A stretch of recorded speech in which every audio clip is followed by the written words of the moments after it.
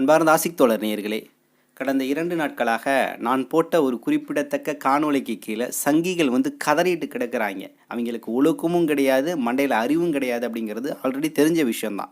ஆனால் இங்கு முஸ்லீம் சமூகத்தில் இருக்கக்கூடிய சில விஷயங்களுக்கு அவர்கள் நாங்கள் வக்காலத்து வரோம், நாங்கள் முஸ்லீம் பெண்களை பாதுகாக்குங்கிற மாதிரி இன்றைக்கி பல்வேறு கமெண்ட்டுகளை போட்டுருக்காங்க. அவங்களுக்கு அறிவில்லை அப்படிங்கிறது ஆல்ரெடி தெரியும்.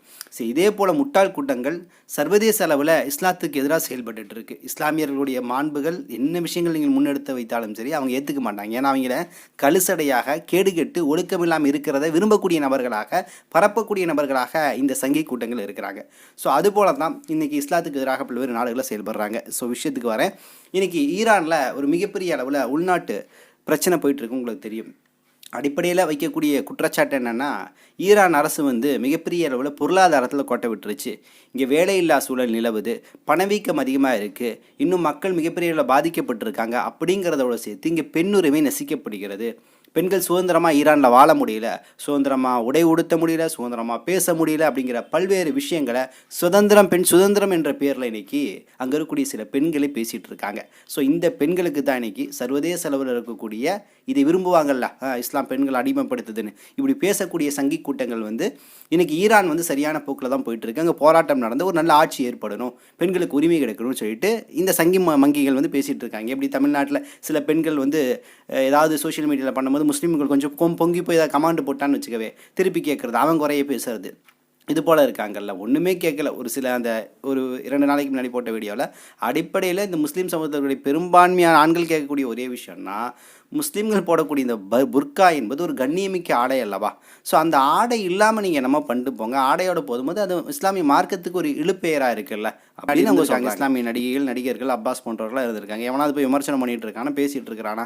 ஆரியா கூட முஸ்லீம் தான், அவரை தூக்கி இப்படி நடிக்கிறான் அப்படி நடிக்கிறான் அதை தொடரான பேசிகிட்டு இருக்கிறாங்க. ஏன்னா அவங்களுக்கு தெரியும், நம் மார்க்கத்துடைய அடையாளத்தை நாம் திரைப்படங்களில் காட்டிக்கக்கூடாது, அதாவது ஆபாசமான நடன காட்சிகள்லையோ இல்லை ஏதோ ஒரு விஷயத்தில் காட்டக்கூடாது அப்படிங்கிறது அவங்க தெளிவாக இருக்கிறாங்க. அது விமர்சனத்துக்கு உள்ளாக்கப்படும், மேலும் அவங்களுக்கு கெட்ட பேர் ஆயிரும். அதனால தான் என்ன பண்ணுறாங்க, பல முஸ்லீம் நடிகர்கள் பெயரை கூடி மாற்றி அமைச்சுக்கிறாங்க. சில நபர்கள் அந்த பெயரோட இயங்கினால் கூட என்ன பண்ணுறாங்க, அந்த அடையாளத்தை படத்துலையோ எந்த இடத்துலையும் அவங்க என்ன பண்ணிக்கிறது இல்லை, காட்டிக்கிறது இல்லை. ஏன்னா அவங்களுக்கு தெரியும் இந்த மார்க்கம் ஒரு கண்ணியமிக்க மார்க்கம், அந்த மார்க்கத்துடைய அடையாளத்தை நாம் எடுத்து மீண்டும் டேமேஜ் ஆக்கிடக்கூடாது. நான் இப்படி இருக்கேன், நான் இப்படி இருந்துட்டு போயிறேன்ட்டு இருக்காங்க. அதைத்தான் ஒரு பேச பொருளாக்கிட்டு இருக்காங்க. ஸோ அந்த கழுசிலை தூக்கி போடுங்க. ஈரானில் இன்றைக்கி என்ன பிரச்சனை போயிட்டுருக்கு அப்படின்னு கேட்டிங்கன்னா, ஈரானில் பல்வேறு இடங்களில் இணைய சேவையை தொடர்ந்து கொடுத்து அந்த போராட்ட விஷயங்களை ஒரு நிலைத்தன்மையை வச்சுருக்கணும் அப்படிங்கிறதுக்காக எலான் மஸ்கோடைய ஸ்டார்லிங்க் அந்த இடத்துல தொடர்ந்து இணைய சேவையை கொடுத்துட்டு இருந்துச்சு.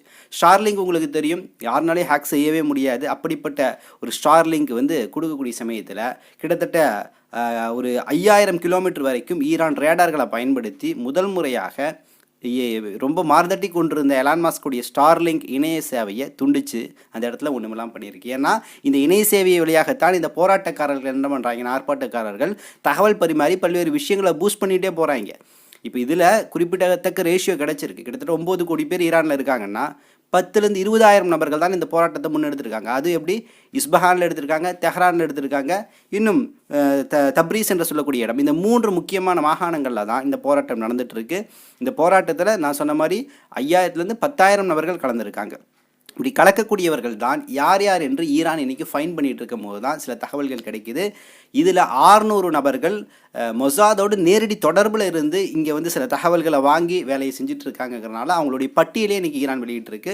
மேலும் ஈரானுடைய தலைவர் ஆயத்துல்லா கொமேனி இந்த ஸ்டார்லிங்குடைய இந்த இணைய சேவையை துண்டிச்சனால நாங்கள் இந்த போராட்டத்தை ஓரளவு கட்டுக்குள்ளே கொண்டு வந்துட்டோம் அப்படிங்கிற விஷயத்தையும் முன்வைக்கிறாரு. அப்போ உண்மையான எங்கள் பிரச்சனை இருக்கா அப்படிங்கிற பட்சத்தில் இன்றைக்கி மேற்குலக ஊடகங்கள் காட்டக்கூடிய செய்தி எல்லாமே இந்த போராட்டங்கள் எங்கெங்கே நடந்துட்டு இருக்கோ, குறிப்பாக அதில் ஒரு பெண் பார்த்துருப்பீங்க, சிகரெட் பிடித்து கொண்டு ஆயத்துல்லா கொமேனியோடைய அந்த புகைப்படத்தை எரித்து அதில் சிகரெட் பிடிக்கிற மாதிரி, அந்தளவு உரிமை வேணும் போல் அவங்களுக்கு. ஸோ மேற்குலகம் என்னென்ன உரிமையை கொடுத்துருக்கோம், ஆடை சுதந்திரம், பேச்சு சுதந்திரம் சொல்லிட்டு மேற்குலகம் கொடுத்த அதே உரிமைகள் எல்லாமே ஈரானில் எங்களுக்கு வேணும் அப்படின்னு சில குரூப்பு அலையுது. அப்படின்னா அந்த குரூப்பு ஈரானை என்னவா மாற்ற முயற்சி பண்ணிகிட்டு இருக்கு, ஈரானை மற்றொரு இன்றைக்கி சவுதியில் பல்வேறு இடங்களில் எல்லாமே இருக்குல்ல, அது போல் மாற்றணும், மேற்குலகமாக மாற்றணும், இஸ்லாமிய நெறிமுறைகளை உடைக்கணுங்கிறதுக்காகத்தான் இன்றைக்கி பல்வேறு முயற்சிகள் நடந்துகிட்ருக்கு. ஒரு பக்கம் உங்களுக்கு தெரியும், டொனால்டு ட்ரம்ப் வெனிசுலாவை அதிபரை வந்து கைது செஞ்சுட்டு போயிட்டார். இன்றைக்கி வெனிசுலாவுக்கு அப்புறம் கிரீன்லாந்தை நான் நேரடியாக பிடிக்க போகிறேன்னு சொல்கிறார். ஓப்பனாகவே பேசுகிறார், கிரீன்லாந்தை பிடிக்க போகிறேன். ஏன்னா கிரீன்லாந்தை நான் பிடிக்கலையாட்டி சீனாவும் ரஷ்யாவும் வந்து என்ன பண்ணிடும், கிரீன்லாந்தை பிடிச்சிரும்னு சொல்லிட்டு நேரடியாகவே நான் கிரீன்லாந்தை பிடிக்க போகிறேன்னு சொல்லக்கூடிய ஒரு டிக்ளரேஷனை வெளியிடுறாரு.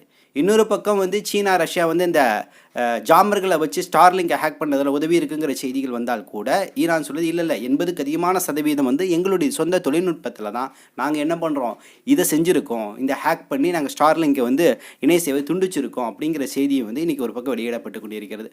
அப்போ ஈரானில் இவ்வளோ பெரிய குழப்பங்கள் இருக்குது. ஈரான் அரசு நிலைத்தன்மையில் இருக்கணுங்கிறதுக்காக அந்த அரசு பெரிய அளவில் போராடிட்டு இருக்கு. ஆனால் இங்கே என்ன பெரிய சேதமாயிட்டு இருக்குன்னா, எல்லாரும் வேடிக்கை எப்படி பார்க்குறாங்கன்னா, ஷியா ஆட்சி கவிழ்க்கப்பட்டு சன்னி ஆட்சி வரணும் அப்படிங்கிற மாதிரி சில நபர்கள், ஷியா ஆட்சிலாம் இருந்தால் இப்படி தான் பிரச்சனை. ஆனால் நிலைமை என்னென்னா, இங்கே ஷியா சன்னி பிரச்சனை கிடையாது. பிரச்சனை என்னென்னா, மேற்குலகம் ஈரானை ஆட்சி செய்ய போகிறது. இன்றைக்கி பாருங்கள், ஜோர்டான் ஆகட்டும், எகிப்தாகட்டும், அங்கெல்லாம் ஒரு பப்படாட்சி, கைப்பாவை ஆட்சியில் தான் இருக்குது. ஆல்ரெடி இந்த அமெரிக்கா என்னென்ன செஞ்சுருக்குன்னு உங்களுக்கு தெரியும். ஆப்கானிஸ்தானில் என்ன செஞ்சிச்சு, பல மக்களை கொன்னுச்சு. அதே போல் லிபியாவில், ஈராக்கில் என்னென்ன அட்டுழியங்கள்லாம் செஞ்சிச்சு இந்த அமெரிக்கா. ஸோ அதே போன்ற ஒரு நிலமாக ஈரானை மாற்றணும் அப்படின்னு முயற்சி பண்ணிகிட்டு இருக்கு. அப்போ இங்கே சியாசனி பிரச்சனை கிடையாது, இது ஒட்டுமொத்த மனித குலத்திற்கான பிரச்சனையாக இருக்குது, இஸ்லாமிய மார்க்கத்திற்கான பிரச்சனையாக இருக்குது, இஸ்லாமிய விழுமியங்களை பின்பற்றக்கூடியவர்களுக்கு வந்து இது பெரிய அச்சுறுத்தலாகவும் இருக்குது. அப்படிங்கிற விஷயத்துலேருந்து தான் நம்ம இதை அடங்கணும். இன்றைக்கி மத்திய கிழக்குடைய அரபு நாடுகளுடைய நிலைமை என்ன, பப்படா கைப்பாவையாக மாறிட்டு இருக்கு. சவுதி அரேபியா, இன்னும் பல நாடுகள் கைப்பாவையாக மாறிட்டு இருக்கு. ஈரான் ஒன்று தான் சற்று நிலைத்தன்மையில் இருக்குது. கொள்கை அதெல்லாம் தூக்கி வைங்க, நிலைத்தன்மையிலிருந்து இன்றைக்கி செயல்பட்டு இருக்கு. அப்படிப்பட்ட சூழலில் இன்றைக்கி ஈரான் ஆட்சி கவிழ்ப்பை கொண்டு வரணும், ஆயத்துல்லா கொமேனியுடைய கதையை முடிக்கணும் அப்படிங்கிற மாதிரி இன்றைக்கி முயற்சிகள் நடந்துட்டு இருக்கிற மாதிரி செய்திகளை நம்ம பார்க்கும்போது, ஈரானுக்கு இந்த சமயத்தில் எல்லா அரபு நாடுகளும் உதவி செய்யாவிட்டால் நிச்சயமாக அடுத்தடுத்து மத்திய கிழக்கு அரபு நாடுகள் வீழ்ச்சி அடைஞ்சு ஒரு பெரிய அழிவை இது வந்து கொண்டு செல்லும். அப்படிங்கிறதுல தொடர்ந்து இந்த போராட்டங்களில் இதுவரையிலும் கிட்டத்தட்ட 500 நபர்கள் இறந்திருக்காங்க அப்படிங்கிற செய்தி வருது. 109 துணை காவல் படையை சார்ந்தவர்கள் இறந்திருக்காங்க அப்படிங்கிற இன்னைக்கு செய்தியும் வந்துருக்கு. அதே போல் இந்த போராட்டம் நடக்குது அப்படின்னா, இதற்கு முன்னாடி ஒரு 12 நாள் யுத்தம் நடந்துச்சு. அந்த சமயத்தில் ஈரானுக்கு இருந்த பெரிய சவால் என்னன்னு கேட்டிங்கன்னா, மொசாதுடைய ஏஜென்ட்டுகள் இங்கே ஈரான்லேருந்து வேலை பார்த்துருக்காங்க, தகவல் கொடுத்துருக்காங்க அப்படிங்கிற செய்தி தெரிந்த பின்னாடியே ஒவ்வொரு நபர்களாகவே டெர்மினேட் செய்யக்கூடிய வேலையை வந்து தொடர்ந்து என்ன பண்ணிட்டு இருந்துச்சுன்னா, எலிமினேட் பண்ணக்கூடிய வேலையை ஈரான் செஞ்சுட்டு இருந்துச்சு.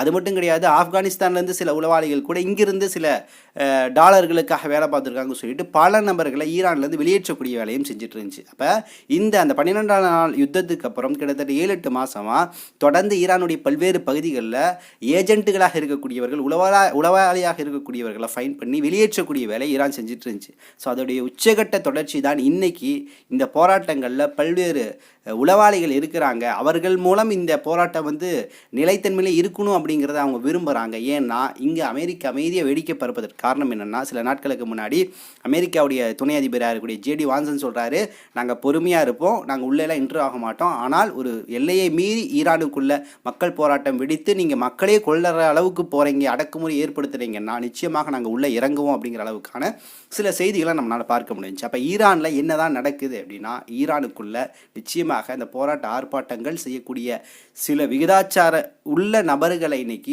ஃபைன் பண்ணி அப்புறப்படுத்தக்கூடிய வேலையை செய்து, உண்மையாகவே ஈரானுக்குள்ள பொருளாதார வீழ்ச்சி இருக்கா, அங்கே வேலையில்லா திண்டாட்டம் இருக்கா அப்படிங்கிற கேள்விக்கான பதில் இன்னைக்கு தெளிவாக வரல. இன்னொரு பக்கம் நம்ம சொல்லணும், கிட்டத்தட்ட ஈரானுடைய மக்கள் தொகையில் 70-80% அதிகமாக பல்வேறு இடங்களில் ஈரானுடைய ஆட்சி வேண்டும், ஆயத்துல்லா கொமேனி ஆட்சி நாங்கள் விரும்பணும்னு சொல்லிட்டு ஈரான் மக்கள் பல்வேறு இடங்களில் போராட்டங்கள் எடுத்துகிட்டு இருக்காங்க, கொடிகளை ஏற்றிட்டு இருக்கிறாங்க. ஆனால் இந்த செய்தியை ஊடகங்கள் ஏனோ வெளியிட மறுத்து, ஒரு குறிப்பிடத்தக்க இடத்துல ஒரு 100-200 பேர் சேர்ந்து ஆயத்துல்லா கொமேனிக்கு எதிராக கத்துறாங்கன்னா அதை மட்டுமே ஃபோக்கஸ் பண்ணி காட்டி, ஈரானில் பிரச்சனை இருக்குது, ஈரானில் ஆட்சி மாற்றம் தேவை, ஈரானில் நிலைத்தன்மை இல்லை அப்படிங்கிற விஷயத்தை இன்னைக்கு ப்ராப்பகண்டாவாக பரப்பிட்டு இருக்கு. அப்போ நிச்சயமாக ஈரானுடைய தலைவர் ஆயத்துல்லா கொமேனி நிச்சயமாக இதில் என்ன முடிவு எடுத்து இந்த பிரச்சனை எப்படி சால்வ் பண்ண போகிறாரு, அமைதியாக இந்த போராட்டத்தை விட்டு இதை சரி செய்வாரா, இல்லை போராட்டத்தில் ஈடுபடக்கூடியவர்கள் யாரையாரும் ஃபைன் பண்ண போகிறாரு அப்படிங்கிறத போராட்டம் செல்ல செல்ல பொறுத்துன்னு தான் பார்க்கணும். நிச்சயமாக அமெரிக்க சூழ்ச்சி என்பது ஒரு பெரிய சூழ்ச்சி தான்.